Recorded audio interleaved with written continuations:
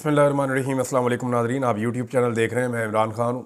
इमरान खान साहब ने अपना एक और कार्ड खेलने का फ़ैसला कर लिया है और बाकायदा अब अनाउंसमेंट हो गई है कि इमरान खान साहब दिसंबर के वस्त से यानी मिड ऑफ दिसंबर 14 दिसंबर से वो पाकिस्तान में सिविल नाफरमानी की तहरीक चलाने जा रहे हैं। ये सिविल नाफरमानी की तहरीक होती क्या है, ये चलती कैसे है, इससे पहले इसका क्या इम्पैक्ट आया, ये चीज़ें मैं इस वीलॉग में आपके सामने अभी रख दूँगा। लेकिन इमरान खान साहब ने जो स्टेटमेंट दिया है वो बहुत इंपॉर्टेंट है, पहले उसे आप सुन लें। इमरान खान साहब ने कहा कि मुल्क में डिक्टेटरशिप कायम हो चुकी है। रियासती दहशतगर्दी के नतीजे में निहत्ते सियासी कारकुनान पर गोलियां बरसाई गई हैं और पुरअमन सियासी कारकुनान को शहीद किया गया है। हमारे सैकड़ों कारकुन अभी तक लापता हैं। सुप्रीम कोर्ट को अब इसका नोटिस लेकर अपना आईनी किरदार अदा करना चाहिए। हम पहले भी इंसानी हकूक़ की संगीन खिलाफ वर्जियों पर supreme court, Lahore high court और इस्लामाबाद हाई कोर्ट से रुजू कर चुके हैं, लेकिन अदालतों की जानिब से कोई एक्शन नहीं लिया गया और मुल्क इस नहज पर पहुंच गया है कि हम 13 दिसंबर को पेशावर में शहदा को खराज तहसीन पेश करने के लिए अजीमुशान इज्तिमा मुनक्कद करेंगे। यानी मुल्क वहाँ पहुँच गया है कि आपके सामने अब कत्ल गारतगिरी हो गई है और उन्होंने 13 तारीख इमरान खान साहब ने दी है। 13 तारीख को सिर्फ पाकिस्तान में नहीं होने जा रहा, पाकिस्तान के बाहर भी कुछ होने जा रहा है, यूरोप में। और पाकिस्तान तहरीक इंसाफ का जो यूरोप वाला पोर्शन है, उन्होंने एक बड़ी अनाउंसमेंट की है और वो ये कह रहे हैं कि हॉलैंड के अंदर एक इंटरनेशनल क्रिमिनल कोर्ट है जहाँ से आलमी सतह के मामलात उसके सामने रखे जाते हैं। जो बैनुल-अक़वामी क्रिमिनल कोर्ट है, इंटरनेशनल क्रिमिनल कोर्ट हॉलैंड में, उसके सामने पाकिस्तान तहरीक इंसाफ ने मुज़ाहरा करने का ऐलान किया है 13 दिसंबर बरोज़ जुमा। अच्छा, वापस चलते हैं इमरान खान साहब के स्टेटमेंट की जानिब। उसी दिन जब इमरान खान साहब के लोग पेशावर के अंदर एक अजीमुशान इज्तिमा मुनक्कद करेंगे, खराज तहसीन पेश करेंगे अपने शहदा को, उनकी फैमिलीज़ को वहाँ बुलवाया जाएगा, तो उस वक्त बैरून मुल्क में ये हो रहा होगा या उस टाइम का जो डिफरेंस है उसके साथ, लेकिन वहाँ पे भी बाकायदा पाकिस्तानी अपना रोल प्ले करेंगे। अच्छा, इस इज्तिमा में अपोजिशन की सियासी जमातों को शिरकत की भी दावत दी जाएगी क्योंकि ये सियासी शोहदा है। और मैं 2 नुकात पर 5 रुकनी मुज़ाकराती कमेटी तश्कील दे रहा हूँ। अब इमरान खान साहब ने कहा कि ये जो सिविल डिसोबीडियंस की एक तहरीक वो चलाने जा रहे हैं, उस हवाले से उन्होंने पहले खबरदार किया कि मैं 5 रुकनी एक कमेटी बना रहा हूँ। इस कमेटी के साथ बात करके 13 तारीख तक, 13 दिसंबर तक, एक हफ्ता भी बाकी है, कि 13 दिसंबर तक आप मामला तय कर लें, वरना 13 तारीख को जो पेशावर में हम लोग एक बहुत अजीमुशान किस्म की एक जलसा करेंगे, एक खराज तहसीन पेश करेंगे अपने शोहदा को, तो उसी दिन फिर हम अपनी तहरीक का ऐलान भी कर देंगे जिसको सिविल डिसोबीडियंस या सिविल नाफरमानी की तहरीक कहा जा रहा है। इमरान खान ने 2 मुतालबात रखे। पहला मुतालबा ये है कि अंडर ट्रायल सियासी कैदियों को रिहा किया जाए जिन्हें ज़्यादती करके अंदर रखा हुआ है। नंबर 2, इमरान खान साहब का मुतालबा है कि 9 मई और 26 नवंबर के वाक़यात की शफाफ तहकीकात के लिए जुडिशल कमीशन कायम किया जाए। अब ये जो जुडिशल कमीशन इमरान खान साहब मांग रहे हैं, वो कह रहे हैं गैर जानिबदार जुडिशल कमीशन बना दें जो 9 मई की भी शफाफ तहकीकात कर ले और 26 नवंबर की भी शफाफ तहकीकात कर ले कि इन दोनों दिनों में क्या हुआ था, कौन जिम्मेदार है, किसने क्या किया। और दोनों की इमरान खान साहब CCTV फुटेज की बात करते हैं। बहरहाल एक दरख्वास्त जो है वो एक मुद्दई की जानिब से आई है। इस्लामाबाद में जो कत्लेआम हुआ अनीस शहीद की फैमिली की जानिब से, लेकिन पुलिस ने FIR दर्ज नहीं की, वो मुबैना तौर पे अदालत में गए हैं। लेकिन पाकिस्तान तहरीक इंसाफ क्या कर रही है, अभी तक उनकी दरख्वास्त सामने नहीं आई। मुमकिन है कि आने वाले दिनों में, आजकल में, उनकी दरख्वास्त भी सामने आ जाए। कमेटी जो इमरान खान साहब ने बनाई, उन्होंने कहा जी मेरी कमेटी में उमर अयूब, साहबजादा हामिद रज़ा गंडापुर, सलमान अकरम राजा और असद कैसर, ये 5 लोगों पे शामिल होगी मेरी कमेटी, इमरान खान ने कहा। और साथ ही उन्होंने कहा कि वो स्टेक होल्डर से मुज़ाकरात करेगी। अगर इन 2 मुतालबात को ना माना गया तो 14 दिसंबर 2024 से सिविल नाफरमानी की तहरीक शुरू की जाएगी। इस तहरीक के नताइज की जिम्मेदारी हुकूमत पर होगी। सिविल नाफरमानी तहरीक के नतीजे में बैरून मुल्क पाकिस्तानियों से अपील करेंगे कि वो तरसीलात ज़र को महदूद कर दें। यानी जो बाहर पाकिस्तानी है वो पाकिस्तान में जो पैसा भेजते हैं उस पैसे से पाकिस्तान चलता है, या एक बड़ा हिस्सा है वो पैसा पाकिस्तान की तरक्की के लिए या पाकिस्तान के आगे बढ़ने के लिए, क्योंकि वो बहुत बड़ी मिकदार में पैसा भेजते हैं बाहर से। अगर वो अपना पैसा महदूद कर लें या सिर्फ उतना पैसा भेजें जितना ज़रूरत के तहत इस्तेमाल हो सकता हो, तो ऐसी सूरत में हुकूमत को बड़ा तगड़ा नुकसान हो सकता है। तो इमरान खान साहब ने जो है वो हुकूमत की जो कमज़ोर जगह है वहाँ पे हिट लगाई। उन्होंने कहा कि तरसीलात ज़र को या जो रेमिटेंसेस वो भेजते हैं उनको महदूद करें और बाइकाट रेमिटेंसेस मुहिम चलाएं। इस तहरीक के दूसरे मरहले में हम इससे भी आगे जाएंगे। अब ये सिविल नाफरमानी तहरीक होती क्या है, ये ज़रा थोड़ा सा आप देख लें। अलीमा खान साहब ने भी कंफर्म किया कि जो इमरान खान साहब हैं उन्होंने बाकायदा फ़ैसला कर लिया और वो तैयार हो गए हैं अपना आखिरी कार्ड खेलने के लिए, और ये कार्ड हुकूमत को तंग करेगा। देखिए ना, पहले ही उनके टारगेट्स अचीव नहीं हो रहे। IMF से जब उन्होंने कर्जा लिया तो जो आदाद शुमार बता कर लिया वो गलत साबित हो रहे थे बार बार। फिर IMF ने बहुत टाइम लिया इस सारे मामले में। फिर IMF से जो इन्होंने वादे किए वो भी ये पूरे नहीं कर पा रहे। अब जो टैक्स कलेक्शन करनी थी उसके अंदर भी ये सैकड़ों अरब पीछे जा रहे हैं, वो पूरा नहीं कर पा रहे। मिनी बजट का खतरा पाकिस्तान के सर पे मंडला रहा है। हुकूमत महंगाई बार बार बढ़ाने पर मजबूर है। ये मुंह से महंगाई सस्ती कर रहे हैं सिर्फ। आप मुझे बताएं ना, आप में से कोई भी दिल पर हाथ रख के कि कोई एक चीज़ आपके घर में आई सस्ती आ रही हो, तो फिर महंगाई कैसे कम हो रही है? हम कोई बेवकूफ़ है, रोटी को चोची कहते हैं, हमें समझ नहीं आती। पेट्रोल पहले से ज़्यादा महंगा है, डॉलर पहले से ज़्यादा महंगा है, आटा पहले से ज़्यादा महंगा है, चीनी घी और दालें पहले से ज़्यादा महंगी हैं, ज़रूरियात ज़िंदगी की तमाम चीज़ें पहले से ज़्यादा महंगी हैं, बिजली और गैस जो है वो कई गुना कीमत बढ़ गई है, और ये मुंह उठा के कह देते हैं जी हमने महंगाई कम कर दी है। तो पाकिस्तानी कैसे यकीन करेंगे इस बात पे कि महंगाई कम हो गई है? ये तो मानने में नहीं आता, लॉजिकली नहीं लगता। हर आदमी के घर का बजट उठा के देख लें, वो 2 गुना 3 गुना हो गया और उसकी आमदन बढ़ी नहीं है, और ये मुंह उठा के कहते हैं जनाब महंगाई कम हो गई है। एक्चुअली ये मुंह से महंगाई कम कर रहे हैं, प्रैक्टिकली ग्राउंड के ऊपर महंगाई कम नहीं कर रहे। और ये महंगाई मजीद इनको बढ़ानी पड़ जाएगी अगर ये अपने टारगेट अचीव नहीं करते। तो पहले ही जो हुकूमत अपने टारगेट अचीव नहीं कर पा रही, उसके ऊपर अगर सिविल नाफरमानी की तहरीक का डंडा इमरान खान साहब ने चला दिया तो ये एक बहुत बड़ी मुसीबत बन जाएगी। अच्छा, अब ये सिविल नाफरमानी की तहरीक के बारे में थोड़ा सा मैं आपको बता देता हूँ। एक तो आप ये बात अपने जहन में रखें कि जो लेटेस्ट हिस्ट्री है उसके अंदर पिछले 100 साल में एक सिविल नाफरमानी तहरीक इस खित्ते में और भी चली थी। इमरान खान साहब ने 2014 में एक कोशिश की थी, लेकिन वो बड़ी छोटी सी कोशिश थी, वो वहीं ख़त्म हो गई।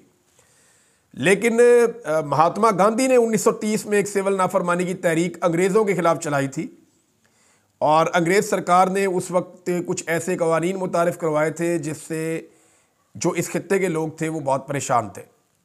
ख़ास तौर पे अंग्रेज़ों ने नमक के ऊपर एक टैक्स लगा दिया था कि नमक जो है वो उसके ऊपर टैक्स भी पे करना पड़ेगा आम आदमी को, और साथ ही साथ आप अपना नमक भी नहीं पैदा कर सकते।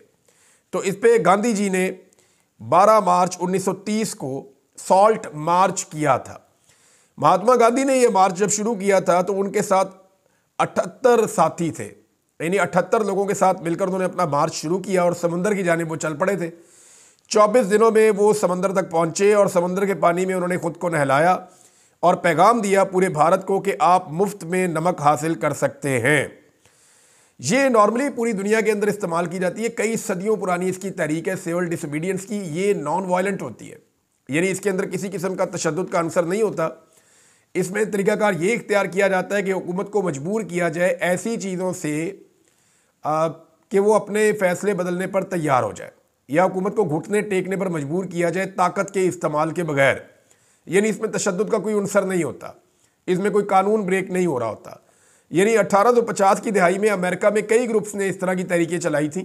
ख़ास तौर पे जो स्याह फाम अमरीकी हैं उन्होंने अपने हकूक़ के लिए सिविल नाफरमानी की तहरीकें चलाई और उनमें कुछ कामयाब भी हुई, और उन्होंने अपने राइट्स लिए भी। जो ज़्यादतियाँ उनके साथ होती थी, जो नाइंसाफ़ियाँ उनके साथ होती थी, उनके ख़िलाफ़ वो खड़े हुए थे और बार बार खड़े हुए थे।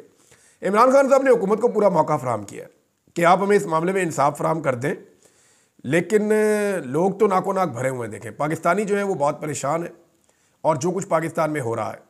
अब इमरान खान साहब की ये जो एक अपील है, क्या इसके ऊपर कामयाबी होती है और लोग इस पर लब्बैक कहते हैं तो हुकूमत के लिए बहुत बड़ी मुसीबत खड़ी हो जाएगी। इसमें फर्दर ये हो सकता है कि लोग बिल जमा ना करवाएं, लोग जो है हुकूमत के वाजिबात अदा ना करें और वो सारे पुरअमन तरीके इस्तेमाल करें जो हुकूमत की मशीनरी को चलने से रोक दे। ये बहुत इंपॉर्टेंट है। तो अब सिविल नाफरमानी की एक तहरीक भी हुकूमत के दरवाजे पे दस्तक दे रही है क्या हुकूमत इसका बोझ उठा पाएगी? इमरान खान को काबू करने के सारे हथकंडे क्यों नाकाम हो रहे हैं? देखिए, इसके ऊपर थोड़ा सा गौर कर लें आप। मैंने इस पर एक छोटी सी तहरीर जो है वो रखी है और इसके ऊपर एक फैक्चुअल जो एनालिसिस है मैं आपके सामने रख देता हूँ। हुआ क्या है कि जब से लेकर इमरान खान साहब जेल में गए तब से अब तक 5 मरतबा डील्स की ऑफर उनकी जेब में पड़ी थी। 5 मरतबा, 3 मरतबा पहले रिपोर्ट आउट था, 2 मरतबा अब डील उनको दी गई है। इस वक्त भी इमरान खान साहब के पास एक डील उनकी जेब में पड़ी है, लेकिन इमरान खान साहब ने तमाम ऑफर्स को अब तक रद्द किया है। इमरान खान साहब अपनी सियासत में बार बार कहते हैं मलंग आदमी हूँ, मलंग आदमी हूँ, मैं गुजारा कर लूँगा। तो जो सबसे खतरनाक चीज़ हुई है वो ये हुई है कि इमरान खान साहब ने जेल में रहने सीख लिया है। यानी वो जेल में रह रहे हैं तो ये उन्होंने सीख लिया कि जेल में कैसे रहते हैं। इससे पहले जितने भी लीडर्स जेलों में जाते थे ना, वहाँ एस्टेब्लिशमेंट के पास हमेशा 2 चीज़ें होती थी या दोनों में से एक चीज़ होती थी जिसकी बुनियाद के ऊपर एस्टेब्लिशमेंट कोई ना कोई डील जो है वो ऑफर करके अपनी शराइत के ऊपर मामलात को बनवा लेती थी और डील की जाल में वो सियासतदान या वो लीडर फंस जाता था। ये 2 चीज़ें कौन सी थी? नंबर 1 ये है कि जो कैदी होता था सियासी लीडर, वो जेल में रहना नहीं सीख पाता था। यानी बहुत सारे सियासी लीडर हैं वो जेल में जाते हैं, उनकी हवा निकल जाती है, वो जेल में रहना सीख ही नहीं पाते। और दूसरी बात ये होती थी कि जो जेल में कैदी लीडर मौजूद होता था उसके जेल जाने से पाकिस्तानी अवाम को कोई फ़र्क नहीं पड़ता था। इन 2 चीज़ों को बतौर हथियार इस्तेमाल किया हमेशा पाकिस्तान के निज़ाम ने या मुक़्तदरा ने, और उन्होंने इसकी बुनियाद के ऊपर मजबूर किया कि आप डील कर लें वरना देखें लोगों को फ़र्क ही कोई नहीं पड़ता, या ये देखें जेल की सख्तियाँ ये आपको बर्दाश्त करनी पड़ रही हैं। तो अब इसमें आप मिसाल के तौर पे आसिफ अली जरदारी को लें तो उन्होंने जेल काटना सीख ली। हालांकि उनके ऊपर जेल में वो सख्तियाँ नहीं थी, चंद दिनों के अलावा जब जरदारी साहब के ऊपर नवाज शरीफ साहब ने जुल्म करवाया था, उसके अलावा कोई इतनी सख्तियाँ उनके ऊपर नहीं थी। लेकिन जरदारी साहब ने जेल में रहना सीख लिया था, लेकिन उनके जेल में रहने से पाकिस्तान के लोगों को कोई फ़र्क नहीं पड़ रहा था। तो फिर जरदारी साहब की वक़्त नहीं थी। नवाज शरीफ साहब जो हैं, जेल में उनके रहने से पाकिस्तानी अवाम को कुछ ना कुछ थोड़ा बहुत फ़र्क तो पड़ रहा था, लेकिन नवाज शरीफ जेल में रहना सीख नहीं पाए और वो जेल को बर्दाश्त नहीं कर पाए तो वो हर दफ़ा भाग गए। अब एक जुल्फ़िकार अली भुट्टो साहब थे, वो जेल में भी रहना सीख लिया उन्होंने और उनके जेल में जाने से अवाम को फ़र्क भी पड़ता था। लेकिन इमरान खान साहब जो है जुल्फ़िकार अली भुट्टो की निस्बत ज़्यादा खुशकिस्मत हैं। नंबर 1, पाकिस्तान के अंदर उनकी मकबूलियत शायद ज़्यादा है और वो जेल में मुश्किल तरीन हालात में रहना भी सीख चुके हैं। दूसरा ये कि भुट्टो साहब को इमरान खान साहब जैसा जो है वो ना सोशल मीडिया मिला और ना ओवरसीज़ पाकिस्तानियों में उनको ऐसी सपोर्ट मिली। यानी आज इमरान खान साहब को जैसा एक मीडिया मैसर है, भुट्टो साहब का कंट्रोल मीडिया था, अखबारात होते थे, वो लिख ही नहीं पाते थे, तो हालात बड़े अजीब थे। फिर भुट्टो साहब की जो सपोर्ट थी वो एक मखसूस एरियाज़ में ज़्यादा थी और बहुत सारी जगहों पे नहीं थी। इमरान खान साहब की चारों सूबों में यकसां सपोर्ट है, बल्कि आज़ाद कश्मीर में भी और GB में हर तरफ इमरान खान साहब की पूरी सपोर्ट है और उनके पास एक ओवरसीज़ पाकिस्तानियों की सूरत में बहुत बड़ा हथियार है। तो इन चीज़ों को जब आप प्लस माइनस करके देखते हैं तो इमरान खान साहब को ज़्यादा फ़ायदा है। एक तो वो जेल काटना भी सीख चुके हैं, दूसरा उनके जेल में होने से अवाम को बहुत फ़र्क पड़ रहा है और वो फ़र्क पड़ता हुआ दिखाई भी दे रहा है। ये वो वजूहात हैं कि एस्टेब्लिशमेंट अब तक इमरान खान साहब के साथ कोई डील कामयाब नहीं कर पाई। फ़र्ज़ करें इमरान खान साहब जेल में रहना ना सीख पाते तो हो सकता है डील करनी पड़ती, या इमरान खान साहब के जेल में जाने से पब्लिक को फ़र्क ही ना पड़ता, लोग कहते ठीक है और भी गए ये भी गए, तो तब भी शायद इमरान खान साहब को बाहर आने के लिए कोई कंप्रोमाइज़ करना पड़ता। लेकिन ये दोनों चीज़ें इमरान खान साहब के हक़ में जा रही हैं, लिहाजा किसी किस्म का कंप्रोमाइज़ हो नहीं रहा। नाज़रीन, एक और चीज़ बड़ी काबिल गौर है और वो चीज़ ये है कि जिस तरह इमरान खान साहब को तमाम धोखा देने वाले लोग या इमरान खान साहब के सियासी मुखालिफिन और या वो मीडिया जो PMLN का बहुत हमायती है, ये सारे रल के जैसे बुशरा बीबी को पै गए हैं ना, इसका मतलब है कि बुशरा बीबी कुछ ना कुछ ऐसा कर रही है जो ठीक है। यानी मिसाल के तौर पे बुशरा बीबी के ऊपर अटैक किया जा रहा है उस मीडिया की जानिब से जो PMLN को सपोर्ट करता है या एस्टेब्लिशमेंट को सपोर्ट करता है, और दूसरा जो है एस्टेब्लिशमेंट के जितने आलाकार हैं या जितने इमरान खान साहब के मुखालिफिन हैं या जिन लोगों ने इमरान खान साहब को धोखा दिया है, वो सारे बुशरा बीबी के ऊपर अटैक कर रहे हैं। जबकि इमरान खान साहब ने जेल के अंदर बार बार अभी हाल ही में बुशरा बीबी के ऊपर एतमाद का इजहार किया है। तो इसका एक वाज़ेह मतलब तो यह है कि बुशरा बीबी को मैनेज नहीं किया जा सका। कुछ लोग दावा कर रहे थे कि वो डील करके बाहर आई, तो वो दावा भी हवा हो गया है। और जो लोग ये दावा कर रहे थे कि वो डील के नतीजे में बाहर आई, अब वही लोग अपना मुंह काला कर रहे हैं, नहीं जी नहीं, बुशरा बीबी तो बात ही नहीं सुन रही, वो बात मान ही नहीं रही। तो इसका मतलब है कुछ ना कुछ तो वो ऐसा कर रही हैं बुशरा बीबी कि सारा फोकस शिफ्ट होकर उनके ऊपर आ रहा है मुखालिफिन का। नाज़रीन, एक खबर और है, उमर अयूब साहब को गिरफ्तार किया गया था और दीगर लोगों को गिरफ्तार किया गया था। तो अदालत ने उनको बुलवाया था, इंसदाद दहशतगर्दी की अदालत ने, लेकिन उस अदालत में उन्हें कल पेश नहीं किया गया। इसके ऊपर अदालत ने तौहीन अदालत का शो काज नोटिस जारी कर दिया है। उमर अयूब साहब के पास और दीगर कुछ लोगों के पास ओमनी बेल मौजूद थी। उन्हें गिरफ्तार करने से पेशावर हाई कोर्ट ने रोक रखा था, लेकिन फिर भी उन्हें गिरफ्तार किया गया। जिन लोगों ने गिरफ्तार किया वो लोग उन्हें अदालत में पेश नहीं कर सके या अदालत में उनको नहीं लेकर आए। इस बिना के ऊपर यानी उन्हें गिरफ्तार किया गया था जेल के अहाते से। इस बिना पे अब उनके ऊपर जो है वो तौहीन अदालत का एक नोटिस जारी किया गया है। देखते हैं इस नोटिस का क्या बनता है। नॉर्मली तो ऐसे नोटिस के बारे में बाबर एवान साहब ने क्या बात की थी एक दौर में कि नोटिस मिले कख ना हिलिया, क्यों सोने का गिला करा, मैं तो लख वरी बिस्मिल्लाह करा। और मुझे बाबर एवान साहब को जब भी मैं देखता हूँ तो मुझे वो वाला मामला याद आ जाता है। तो आजकल अदालती नोटिस की हैसियत कुछ ऐसे ही है। एक और चीज़ नाजरीन बड़ी इंपॉर्टेंट सामने आई कि जिस कादी फ़ायद ईसा के लिए बगलें बजाई जा रही थी, रोला डाला जा रहा था, हमला हो गया, जुल्म हो गया, ज़्यादती हो गई, फलाह हो गया, कादी फ़ायद ईसा के ऊपर हमला हो गया, कुछ भी नहीं हुआ था। लोग एहतजाज कर रहे थे। वो बरतानिया है, वहाँ पर रूल ऑफ लॉ है। वो पाकिस्तान तो नहीं है कि यहाँ पर आप एक नारा लगाएंगे तो आपके ऊपर दहशतगर्दी का मुकदमा दर्ज हो जाएगा या आपको डिजिटल दहशतगर्द करार दे के कई महीने जेल में रखा जाएगा। वो पाकिस्तान तो नहीं है, वो तो बरतानिया है। तो बरतानिया के अंदर ये हुआ कि जो कादी फ़ायद ईसा साहब के ऊपर हमले वाला मामला था वो केस बंद हो गया और अभी आप थोड़े दिन बाद देखेंगे कि ख्वाजा आसिफ की धमकी वाला केस भी बंद हो जाएगा। वहाँ पे ये बार बार जलील और रुसवा क्यों होते हैं? उसकी वजह यह है कि वहाँ पे रूल ऑफ लॉ है, कानून की हुक्मरानी है, और जहाँ पे कानून की हुक्मरानी होती है वहाँ पे मुमकिन नहीं होता कि आप झूठ की बुनियाद के ऊपर कोई चीज़ घड़ लें। एक तरफ तो कादी फ़ायद ईसा साहब की ज़िल्लत जो है उसके ऊपर एक स्टैंप लग गई है, दूसरी जानिब एक मरतबा फिर ख़त लिखा है जस्टिस मंसूर अली शाह साहब ने और उन्होंने कहा जी 26वीं आईनी तरमीम के खिलाफ दरखास्तों के फैसले तक जुडिशल कमीशन का इजलास मौखर कर दिया जाए। ये मुतालबा नादरीन किया है जस्टिस मंसूर अली शाह साहब ने और याया अफरीदी साहब को ख़त लिख कर, और यानी 2 दर्जन से ज़ायद दरखास्तें इस वक्त ज़ेर इल्तवा हैं 26वीं आईनी तरमीम के हवाले से। और ये दरखास्तें जो हैं वो मुस्तरद भी हो सकती हैं और मंजूर भी हो सकती हैं। अगर दरखास्त मंजूर होती है तो जुडिशल कमीशन के फैसलों की वक़्त ख़त्म हो जाएगी और ऐसी सूरत हाल इदारे और मेंबर्स के लिए शर्मिंदगी का बायस बनेगी। लिहाजा जुडिशल कमीशन का 6 दिसंबर का इजलास मौखर किया जाए और 26वीं जो आईनी तरमीम है उसके खिलाफ दरखास्तों पर फैसला करके जुडिशल कमीशन की कानूनी हैसियत का हमेशा के लिए फैसला किया जा सकता है। जस्टिस मुनीब अख्तर और मैंने 31 अक्टूबर के इजलास में 26वीं आईनी तरमीम के खिलाफ दरखास्तों को समाअत के लिए मुकर्रर करने का फैसला किया था, मगर इस फैसले के बावजूद रजिस्ट्रार की जानिब से इन दरखास्तों को फुल कोर्ट के सामने समाअत के लिए मुकर्रर नहीं किया गया। अब जज साहब ये कह रहे हैं कि फुल कोर्ट के सामने इनको लगाया जाए। अगर ये मामला फुल कोर्ट के सामने आ जाता है तो 26वीं आईनी तरमीम अज खुद उड़ जाएगी और 26वीं आईनी तरमीम के बाद एक्चुअली जो काम होना था वो तो हो गया कानून साजी के ज़रिए से। जो मामला तय होने थे वो आप सारे जानते हैं, वो तो हो गए। तो अब 26वीं तरमीम जो है वो क्या बेचती है? अगर वो ख़त्म भी करनी पड़ जाए वसी तर मुल्की मफाद में तो वो ख़त्म भी हो सकती है। रुकन कौमी असम्बली अजीमुद्दीन लखवी साहब को चेहरे पर जख्मों समेत 10 दिन के बाद जबरी गुमशुदगी से रिहा कर दिया गया है। अब जस्टिस याया अफरीदी साहब को ये देखना होगा कि क्या जो सहूलतकारी अगवा बराए बयान या जबरी गुमशुदगियों के लिए कादी फ़ायद ईसा साहब के दौर में हो रही थी, क्या वो अब भी हो रही है? एक मेंबर कौमी असम्बली है, 10 दिन तक जबरी तौर पे लापता रहा, अब वो वापस आया तो उसके चेहरे के ऊपर जख्म भी हैं। तो क्या इसके ऊपर कोई अदालत नोटिस लेगी? कोई इसके ऊपर बात करेगा?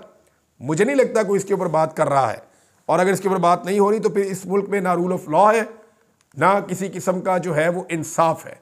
बल्कि जुडिशरी जो है उसको ये इस बात के ऊपर देखना चाहिए कि मेंबर कौमी असम्बली अगवा हो रहे हैं और ज़ख्मी चेहरों के साथ वापस आ रहे हैं और ये जबरी तौर पे लापता हैं, इनकी कहीं पे गिरफ्तारी नहीं है। ये कितनी बेबसी है पाकिस्तान की, और यहाँ पे कानून का किस कदर मजाक उड़ाया जा रहा है और मुनसिफ सिर्फ बैठे हैं कि जनाब एक जज इधर लगा दें एक उधर लगा दें, और वो सारे एडमिनिस्ट्रेटिव किस्म के काम कर रहे हैं और पाकिस्तान में कानून नाम की कोई चीज़ मौजूद नहीं है। अब तक के लिए इतने, अपना ख्याल रखिएगा, अपने चैनल का भी। अल्लाह हाफ़िज़।